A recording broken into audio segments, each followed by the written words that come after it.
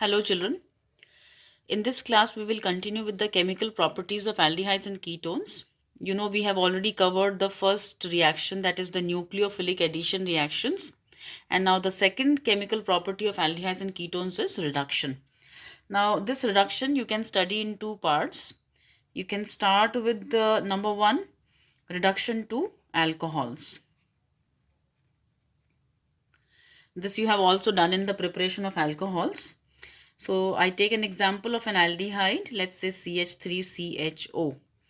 And this aldehyde can be reduced to a primary alcohol, CH3CH2OH. It's a primary alcohol. One more thing you can note down here is that the number of carbon atoms are the same. It is 2 and it is also 2. So aldehydes can be reduced to primary alcohols containing the same number of carbon atoms using what? There are 3 options. The first reagent you can use is lithium aluminium hydride, which is one of the strongest reducing agents. The second reagent option that you have, you can use sodium borohydride, NaBH4. And the third option that you have is you can even use hydrogen in the presence of nickel, platinum or palladium. So better we write or here, this or the second one or the third one. So any of these 3 can be used to reduce an aldehyde to a primary alcohol. What happens if I have a ketone? So let's take example of a ketone.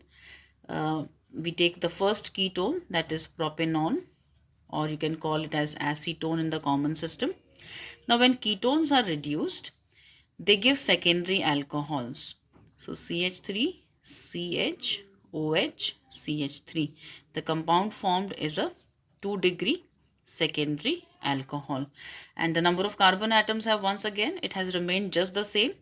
And you can also see one thing, that the same carbon which contains the carbonyl functional group, the same carbon gets the hydroxyl functional group. Okay, so exactly in the same carbon you have to bring the hydroxyl functional group to form the secondary alcohol. What all options do we have? Good part is that exactly the same 3 options will work. So number 1, you can use lithium aluminium hydride, or you can use sodium borohydride, or you can use the third option, which is hydrogen in the presence of nickel, platinum or palladium. So this is the first reduction of aldehydes and ketones to primary and secondary alcohols. Now this reduction, as I said, is of 2 types, you can say. So let's now move on to the second one. And this second type of reduction is reduction to hydrocarbons. This is the reduction of aldehydes and ketones to what?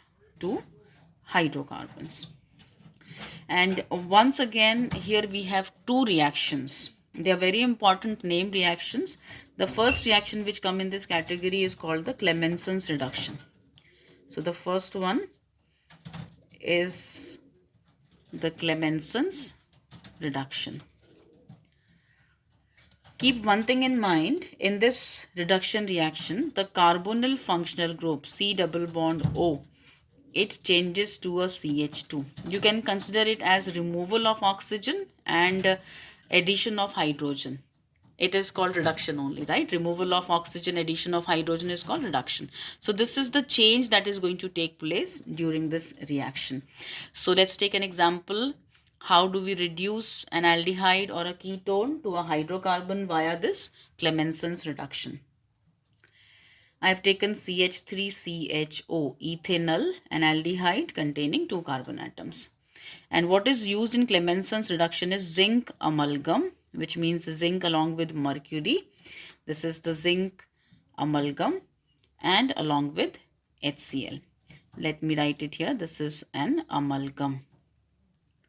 So zinc amalgam along with HCl is what we take.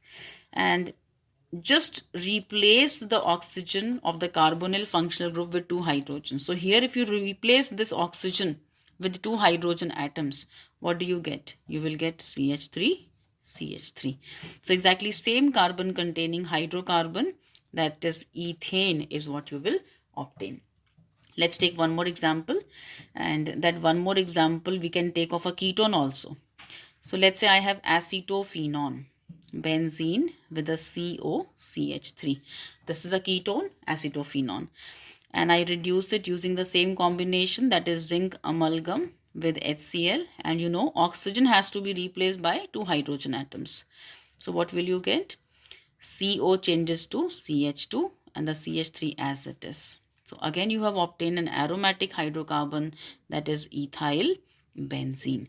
So this is Clemenson's reduction, which reduces aldehydes and ketones to hydrocarbons, compounds containing only carbon and hydrogen.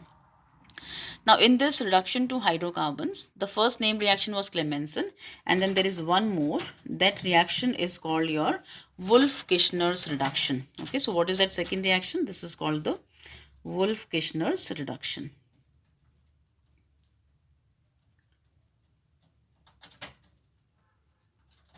You know, even in the Wolff-Kishner's reduction, exactly the same thing is going to happen, children. That is, the C double bond O is going to change to CH2. Exactly same thing, but with a different reagent it is going to take place.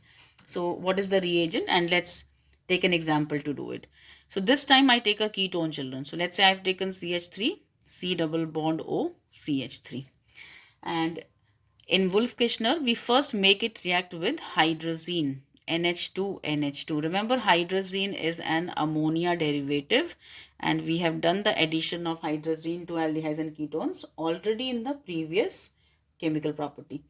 So during this reaction of hydrazine, you know, there is removal of water, oxygen from the carbonyl functional group, and 2 of these hydrogen atoms. And what do you get?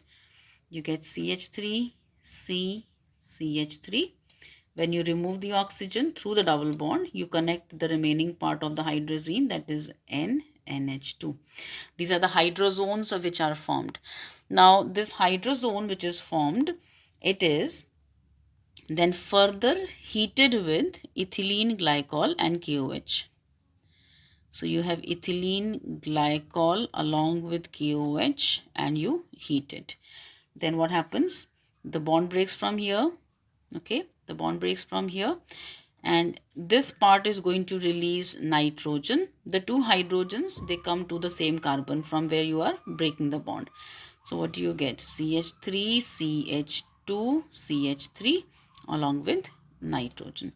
So which alkane have you obtained? You have obtained propane. If you look at the starting compound and the final, you will find that the number of carbon atoms have remained just the same, and you have only removed the oxygen and replaced it by 2 hydrogens. That's the only change, children. If you look at the starting and the ending product, oxygen is just replaced by 2 hydrogen atoms, and you get the same carbon containing alkane. So this is an example of Wolff-Kishner's reduction. You can take one more example of the same reaction. Let's say I take an aldehyde. I can take, let's say, benzaldehyde.